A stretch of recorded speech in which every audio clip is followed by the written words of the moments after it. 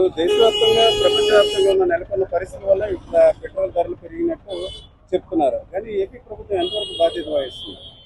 అంటే మీరు చెప్పినట్టు గతంలో చంద్రబాబు నాయుడు గారు ఈ రాష్ట్రంలో 2024లో ఎలక్షన్స్కి మేనిఫెస్టోలో ఆయనకి విషయాలన్నీ తెలిసే నేను డీజిల్ ధరలు పెట్రోల్ ధరలు తగ్గిస్తాను, దీంతో పాటు నిత్యావసర ధరలు కూడా తగ్గిస్తానని ఆయన చెప్పడం జరిగిందండి.